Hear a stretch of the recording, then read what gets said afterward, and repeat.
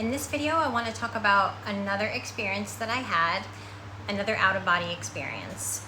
In my first video, I talked about an experience I had in my house, and then the second experience occurred about 3 weeks later when I was on vacation.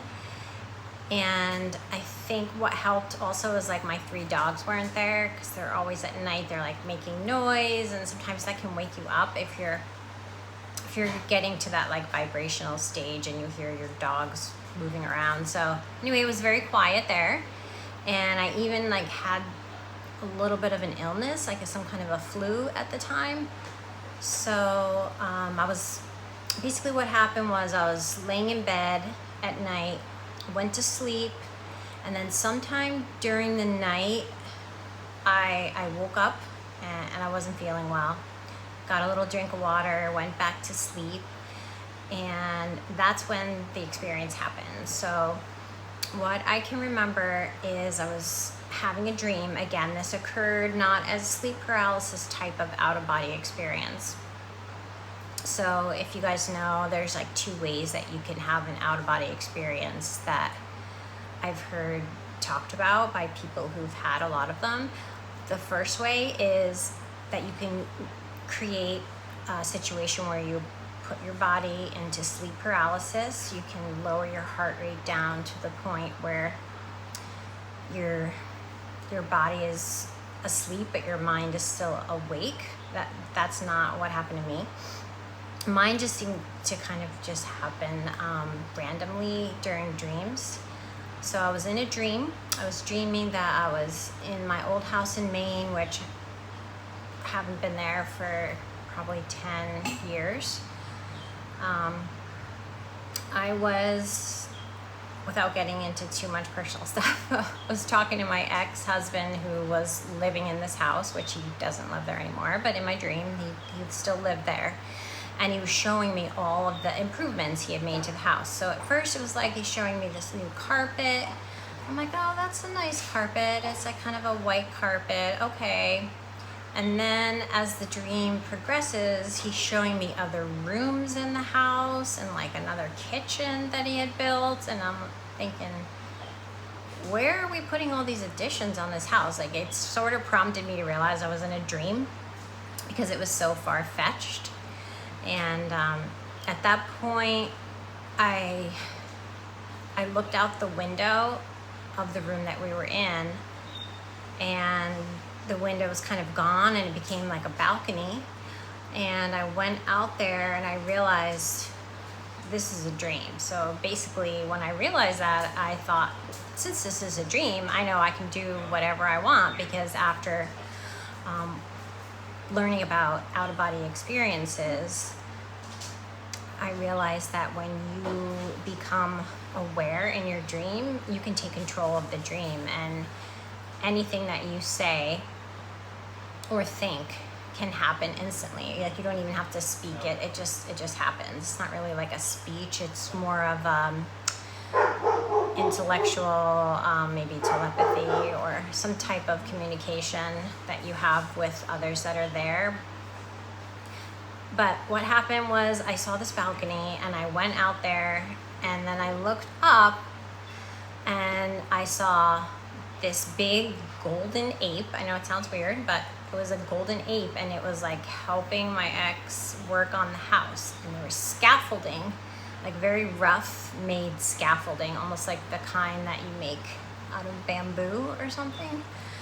And it was kind of all pieced together, but it was sturdy.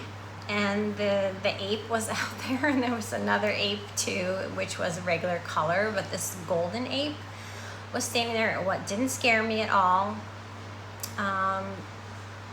I looked up, and then I just sort of started like climbing up the scaffolding, but just with my arms, and I was weightless.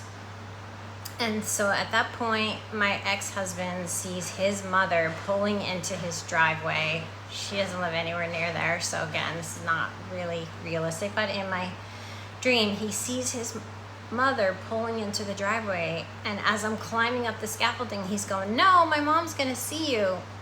I don't know. And he grabs my ankle, and I feel this hand grabbing my ankle, trying to pull me back down. And at that point, I was like, get off me. And I pulled my leg away from him, and I just kept going. At that point, I flew up into the sky, but not really far, just a little bit higher than the ape. So maybe like, I don't know, 40 or 50 feet, a little bit higher than the house.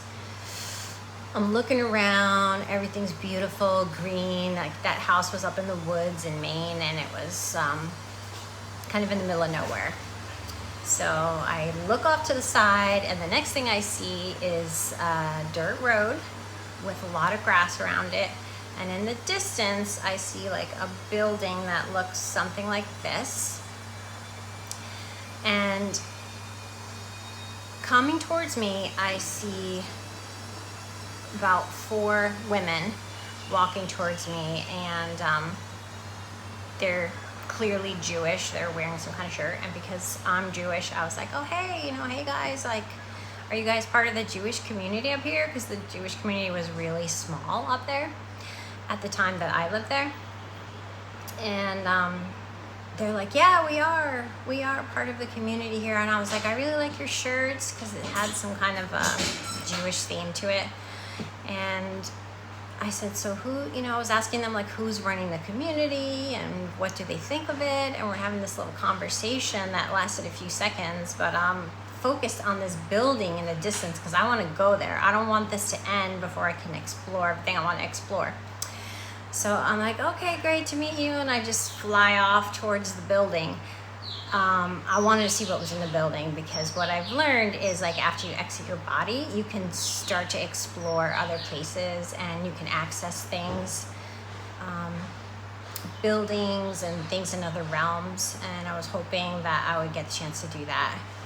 So as I'm flying towards this building, I start to feel the sinking sensation again, like I'm running out of steam. I can't fly anymore. And the next thing I know, I'm like, my head is up, my feet are down, and then I start to sink and float back like a feather.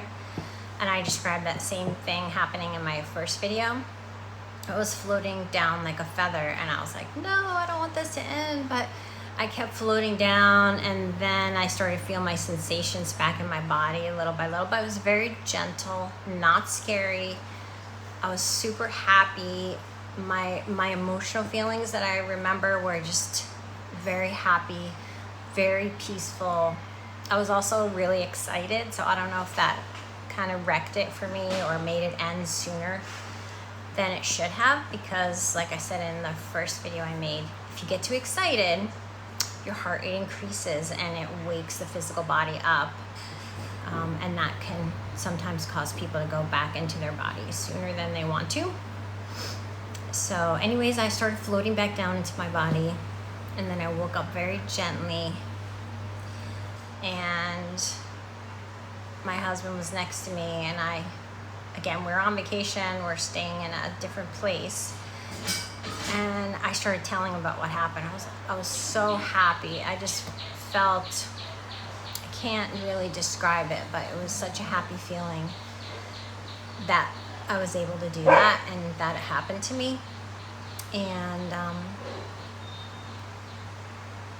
as you guys probably know, if you've experienced this, that once it happens to you, it does something that changes you somehow. And it makes you curious. You want to know more. You want to know more about the other side. And sorry, I'm getting a little emotional. Just more about who we are and what this place is and where we come from. And since that time, I've kind of made it my goal to learn more about where we come from and just meaning and purpose. And I think that's something that all people want everywhere. Everyone's searching for meaning and purpose, and some do it in different ways, but as I've learned from listening to various teachers, and one of them I'm going to just mention and give a really big shout out to is Darius J. Wright. He has a channel on YouTube. You can look him up. He's got lots of great material, and like I said in my first video, I've devoured all of his free material. And I forget where I was going with that thought, but you can access things outside of your body and answer a lot of questions that you might have. But basically, we're all souls, and we're much more than our physical bodies. We exist outside this realm. There are many realms. We live in the realm 1. We live in the first realm. That's where we exist on this place that we live. And my journey has been starting with truth. I maybe get into that in a subsequent video, but ultimately truth leads you to the truth of who we are and why we're here. So anyway, that was my second out-of-body experience, and I want to thank you guys all for listening. Please feel free to comment and let me know your thoughts. Have a great day. Okay guys, I forgot to tell you the most important part, or what I think is a really relevant part of my last video that I just finished, and I just want to add this on at the end. This experience occurred in January of this year. Around April of this year, my husband and I decided, after doing some talking and just really some soul searching, that we kind of needed to exit the matrix, and we ended up moving to Thailand. And it brings a lot of relevance to some of the things I saw in my dream. Number one, the building that I saw is like very similar to the buildings here and the way the houses are built.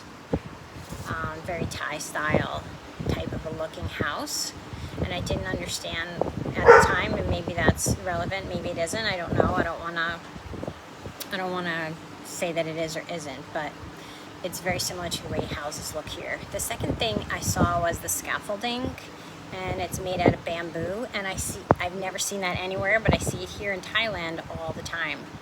So it's kind of a curious thing, like some of those things are starting to make a little bit more sense. The golden ape, I'm not really sure about that, but there are a lot of golden like Buddha statues and elephants, and they do a lot of that here in Thailand in some of their temples. Anyway, sorry about the dog barking. I just wanted to throw that in there to kind of tie this whole thing together. Thanks.